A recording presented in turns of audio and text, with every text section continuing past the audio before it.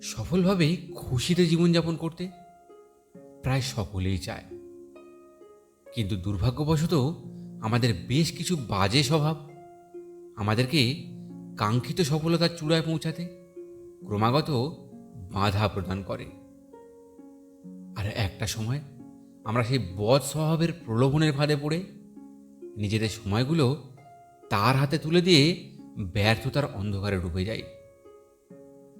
এমনই এক বদ স্বভাব নিয়ে আমাদের আজকের গল্পটি থেকে আপনি জানতে পারবেন কিভাবে একটা বদ স্বভাব একজন যুবকের জীবন শেষ করে দিতে পারে, এবং সর্বোপরি কিভাবে আপনি এগুলো থেকে মুক্তি পেতে পারেন। তাই গল্পটি একটু স্কিপ না করে সম্পূর্ণটা শোনার অনুরোধ রইল। আর ভালো লাগলে চ্যানেলটা সাবস্ক্রাইব করে পাশে থাকা ঘন্টাটা বাজিয়ে আমার পাশে থাকবেন। একটি ছোট্ট শহরে অর্জুন নামের এক যুবক বাস করত। তার স্বপ্নগুলো ছিল অনেক বড়। নিজের ব্যবসা শুরু করবে, সারা পৃথিবী ঘুরবে, আর বাবা মায়ের জন্য একটা সুন্দর বাড়ি বানাবে। তার না ছিল প্রতিভার অভাব, না অর্থের অভাব, আর না ভাগ্যের অভাব। তবে তার একটা সমস্যা ছিল, যে সমস্যার কারণে সে অনেক চেষ্টা করেও নিজের স্বপ্নগুলোকে বাস্তবায়িত করতে পারছিল না। আর সেই সমস্যার নাম হলো আলস্য।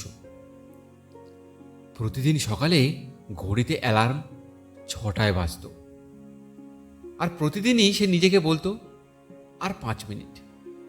এরপর সেই 5 মিনিট হয়ে যেত আধ ঘন্টা, তারপর 1 ঘন্টা, আর যখন ঘুম ভাঙতো তখন সূর্য অনেক উপরে উঠে গেছে। সুযোগগুলো দরজার পাশ দিয়ে চলে গেছে।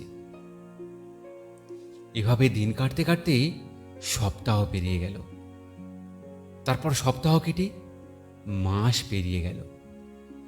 আলস্য হয়ে গেল তার নীরব সঙ্গী, চুরি করে নিল তার সময়, শক্তি আর স্বপ্নগুলোকে।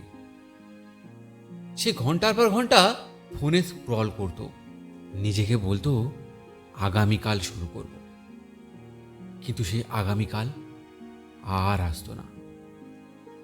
অল্প সময়েই অর্জুনের প্রভাব বুঝতে পারল।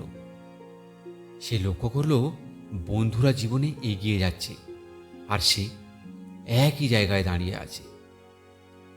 ব্যায়াম না করার কারণে তার শরীর খারাপ হতে শুরু করেছে। কোনো সাফল্য না পাওয়ায় তার আত্মবিশ্বাস কমে যাচ্ছে।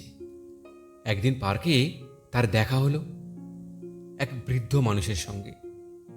বৃদ্ধের বয়স 70 ঊর্ধ্ব, কিন্তু তেজ, শক্তি আর জ্ঞানে ভরপুর। তিনি অর্জুনকে একা বসে থাকতে দেখে জিজ্ঞাসা করলেন, বাবা, তোমার মনে এমন ভারী ভাব কেন? অর্জুন দীর্ঘশ্বাস ফেলে বলল, আমার বড় স্বপ্ন আছে। আমি নিজের জীবনে উন্নতি করতে চাই, কিন্তু আমি খুব অলস। সবকিছুই কাল করব ভেবে পিছিয়ে দিই। বৃদ্ধ মৃদু হেসে বললেন, আলস্য হলো লোহার গায়ের মোর্চের মতো। এটা তোমাকে ভিতর থেকে ততদিন খাবে যতদিন না তোমার উজ্জ্বলতা শেষ হয়ে যায়। কিন্তু মনে রেখো, মোর্চে পরিষ্কার করা যায়, তবে বেশি দেরি করা ঠিক নয়। এরপর তিনি অর্জুনকে আলস্য জয়ের 3টি নিয়ম বলে দিলেন।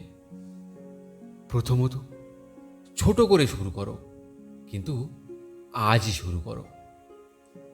আমরা প্রায় অধিকাংশ মানুষেরাই কোনো কিছু শুরু করার আগে সেরা পরিস্থিতির অপেক্ষা করতে থাকি, আর অধিকাংশ ক্ষেত্রেই আমাদের সেই অপেক্ষা জীবনের শেষ দিন পর্যন্ত আমাদের বসিয়ে রাখে। তাই দৌড়াতে না পারলে হাঁটো, হাঁটতে না পারলে হামাগুড়ি দাও, কিন্তু আজই এগিয়ে চলো, আগামীকাল নয়। দ্বিতীয়ত, কাজকে ভাগ করো ছোট অংশে। আপনারা কতজন জানেন জানি না, তবে বিহারের দশরথ মাঝি নামের এক ব্যক্তি প্রতিদিন একটু একটু করে পাহাড় কেটে একটা রাস্তা তৈরি করে নজির গড়ে ফেলেছিলেন, যে রাস্তাটি তৈরি হওয়ার ফলে গ্রামের প্রায় সকল মানুষই অনেক উপকৃত হয়েছিলেন। রাস্তাটি যদি তিনি একদিন বা দুদিনে তৈরি করতে চাইতেন, তাহলে তার পক্ষে হয়তো কিছুতেই সম্ভব হতো না। কিন্তু যেহেতু তিনি একটু একটু করে প্রতিদিন নিজের কাজ মনোযোগ সহকারে করে গেছেন, তাই একটা সময় পর তার পরিশ্রম সফলতা অর্জন করেছে। তাই ছোট সময়ের মধ্যে মনোযোগ দিয়ে কাজ করো। 5 ঘন্টা মন না লাগানো কাজের চেয়ে 25 মিনিট মনোযোগ সহকারে কাজ অনেক বেশি ফল দেয়। তৃতীয়ত, নিজের প্রতিটি অগ্রগতিকে পুরস্কৃত করো। মস্তিষ্ককে উৎপাদনশীলতাকে ভালোবাসতে শেখাও। নিজের ছোট্ট ছোট্ট সাফল্যকে ছোট বড় উপহার দিয়ে উদযাপন করো। প্রতিটি কাজ শেষ করা মানে অলসতাকে হারিয়ে এক একটি বিজয় লাভ করা। অর্জুন এই কথাগুলো হৃদয়ে নিল। পরের দিন সকালে অ্যালার্ম বাজতেই সে ঘুমের প্রলোভন জয় করল, উঠে পড়ল, জল খেল, আর মাত্র 20 মিনিট নিজের লক্ষ্যে কাজ করল। পরের দিন করল 25 মিনিট, তারপর 30 মিনিট। 1 মাসের মধ্যেই সে নিজের ব্যবসার পরিকল্পনা তৈরি করে ফেলল। 1 বছরের মধ্যে সে এত আয় করতে লাগলো যে চাকরি ছেড়ে দিল।